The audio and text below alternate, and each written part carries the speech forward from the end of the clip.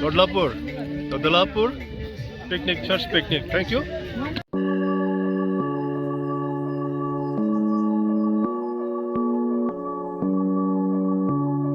Hello guys, जोङो दिनै दड्डाबालापुरनि दरसे हाजो सेरनि समायना रमायना जायगायाव चार्च पिकनिकनि थाखाय थांगासिनो दङ।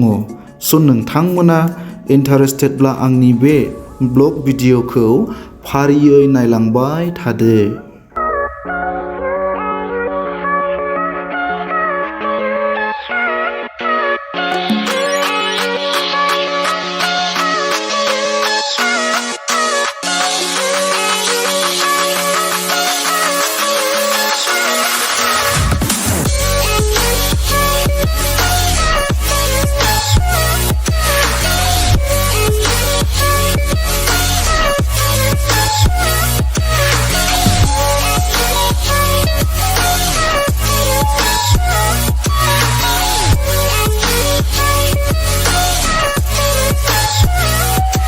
नैबे राइट साइडनाव मोनसे ग्रीन भेलि रिसर्ट दङ।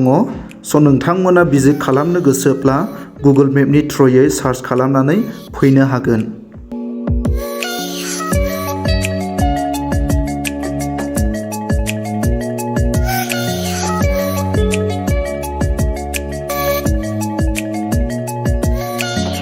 सोमखोर समायना हाजो सेरनि दिंराय दिंसि लामानि सा गोजोन बारनि बिलिरनायाव गोसोफोरखौ सुदेम निजोरानि दै गुसु बादि मोनलायथारदों लोगोफोर।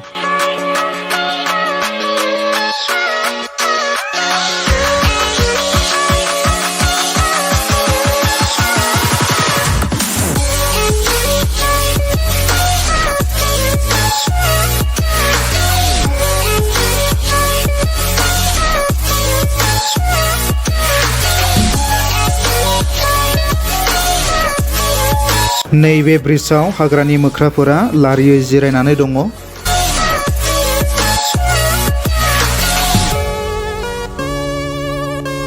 नै जोंहा पिकनिक जाफैग्रा टीमखौ लोगो मोनजेनबाय।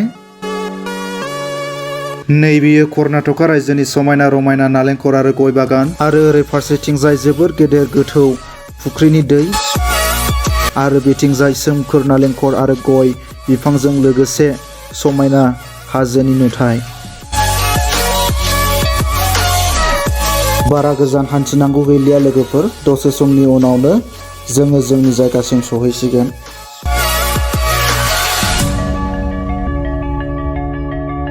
वाव, फाइनालि जोङो जोंनि पिकनिक जानो फैनाय जायगायाव सफैबाय लोगोफोर, आरो लोगोसे गोबां जोंनि चार्च मेम्बारफोराबो सफैनानै दङ।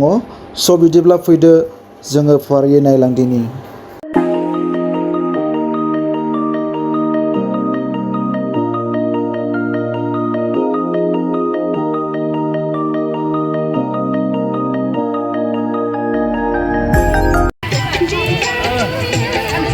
नायलांदो लोगोफोर, रंजा खुसियै दिनैनि पिकनिकआव जानो थाखाय मैगं थाइगं हालागासिनो दङ।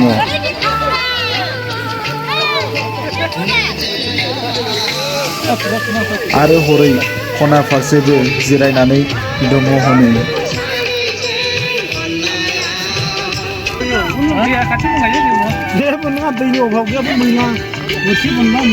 दावदैयालाय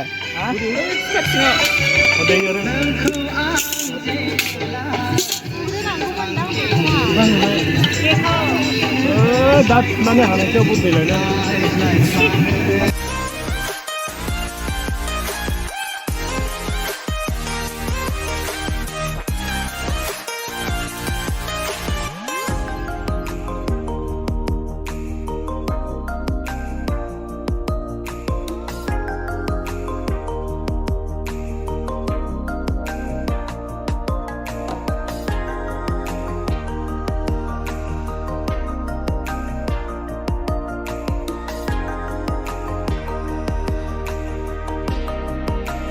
नैबेथिंजाय दाफा मोनसे दैसा सेरनि बिफां सायायाव सुदेम बार लागासिनो दंलायो। वाव, जोबोर समायना रमायना सोमखोर जायगा नै लोगोफोर।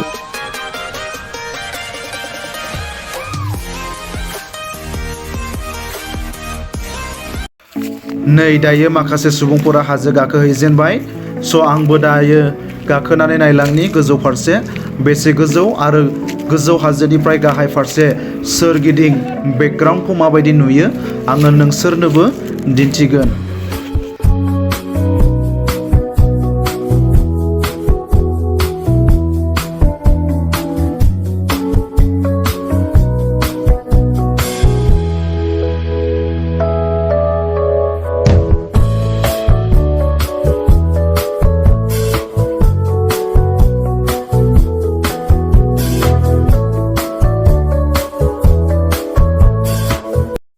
नै ओरैथिंजाय गोजौ फारसे थानानै गोबाङानो फट' लागासिनो दङ आरो सोरगिदिं बेकग्राउन्डखौ नोंथांमोना नाय बेसे समायना नुयो नै।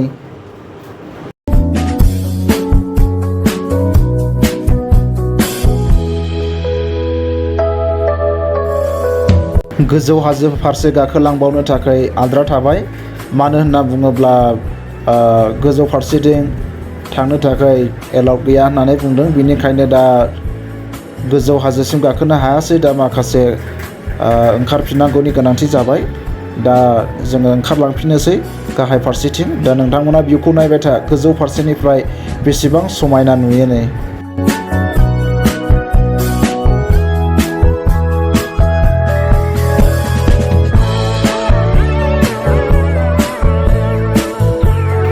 हौवा गोदानानो ओंखारनो रोंले हिन्जाव गोदानखौ गोजौ दोननानै फैनानै बिराद मेंबाय सेस गासैनो।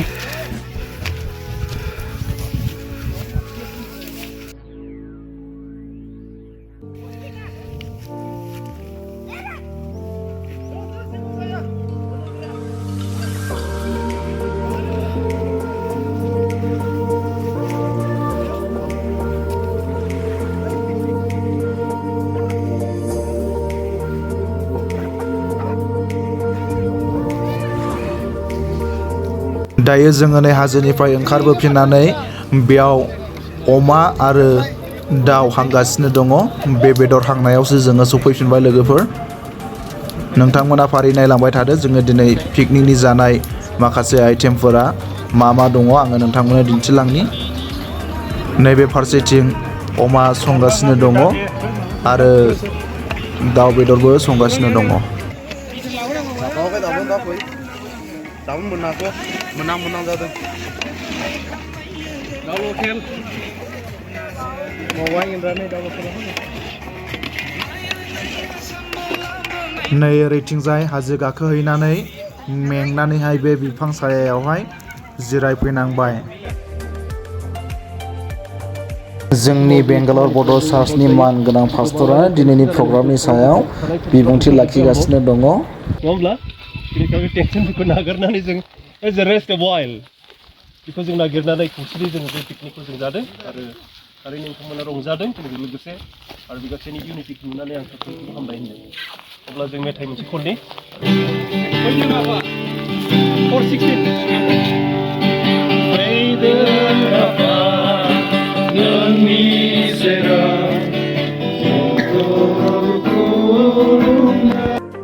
दायो जोंहा प्रेस एन्ड वर्शिप प्रग्रामा जागासिनो दङ लोगोफोर। बेनि दसे समनि उनावहाय जोङो जानायनि फारसे लाहार फाहार खालामसिगोन। दाउ आरो अमा बेदरा रेडि जानानै दङ नै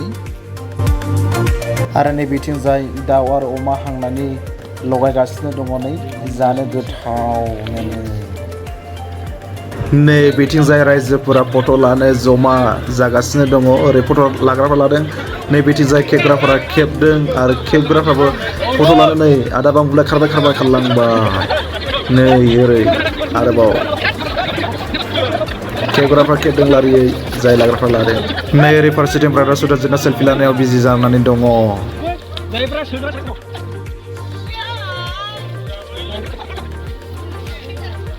मोसा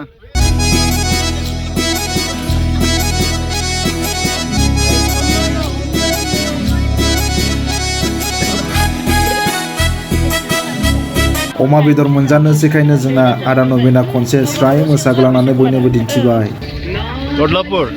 Doddabalapur picnic, church picnic. Thank you. Okay. Đây hộp cái đàn, xin một dàn nào.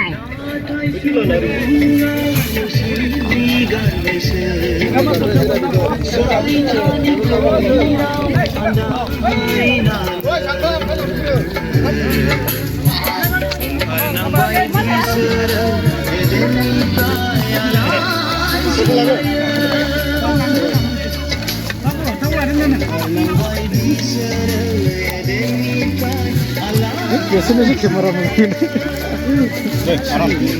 Arang sih ya.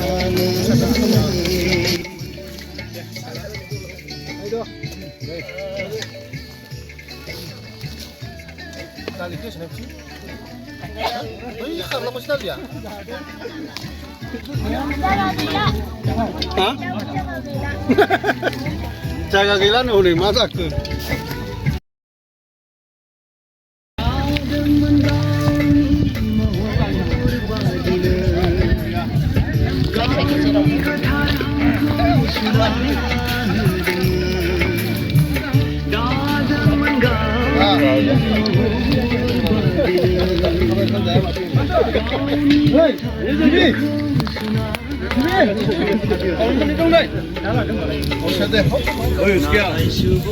नै बिथिंजायबो दाफा मोनसे जिरायनानै जाग्राया जागासिनो दङ आरो जाय भिडिअ खेबग्रा भिडिअ खेबगासिनो दङ ओंखाम रानग्राफोरा ओंखाम राननानै होगासिनो दङ नै